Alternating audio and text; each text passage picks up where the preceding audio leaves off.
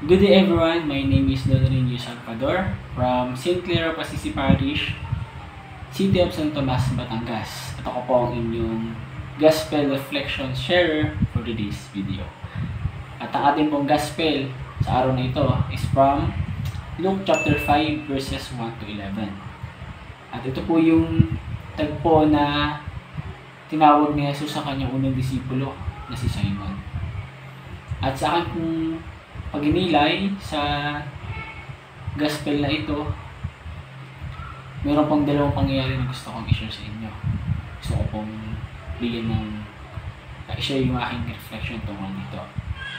Una po ay yung si Jesus ay sumakay sa bangka. At sinabi niya kay Simon na ihagis yung lambat para sa huli ng isda. At sabi naman ni Simon, Master, magdamag na po kami ng huli, pero wala kaming nakuha, wala kami napala. Pero dahil sinabi mo, gagawin ko po. Kung ating titignan, parang nagdalawang isip si Simon na gawin yung sinabi ni Jesus. Siguro dahil sa kanyang naranasan na magdamag silang ng huli pero wala silang napala. Pero yung maganda naman kay Simon, ginawa pa rin niya dahil yung sinabi ni Jesus. At sa ating pong karanasan sa ating buhay, yung pagkakataon na tayo ay nagdadalawang isip na gawin ulit yung pangyayari na wala tayong napala, wala tayong magandang makuha sa ating ginawa.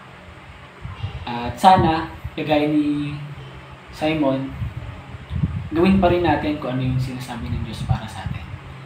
At alam naman natin na pag ipinagkatiwala natin ang lahat ng ito sa Panginoon, ay ito ay magkakaroon ng magandang bunga.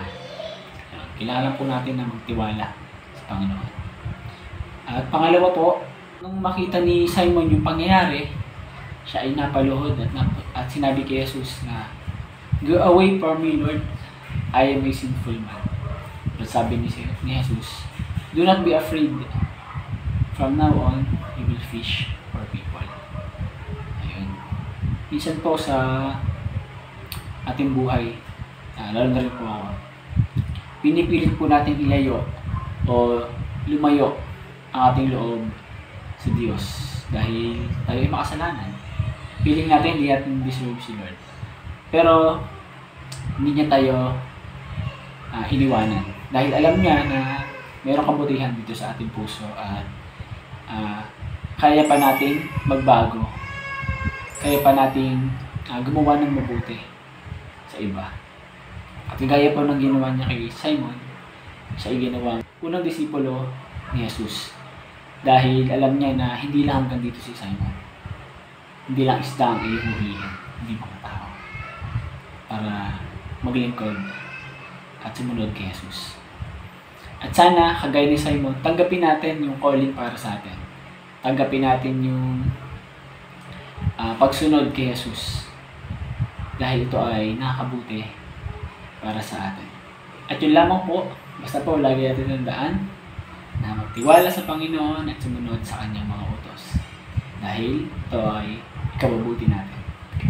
And that's it for this Facebook We Reflect series. At kung ikaw ay nag-iinteresado sa ating usapan, sa mga ganitong usapan, maaari mong subscribe ang Facebook PH YouTube channel and click the notification bell para laging updated sa panibagong videos na aming i-upload. At maaari mo rin i-download ang Facebook PH Facebook app sa App Stores. At maaari kayong mag-register sa www.facebook.ph. Ilamang po. Bye-bye!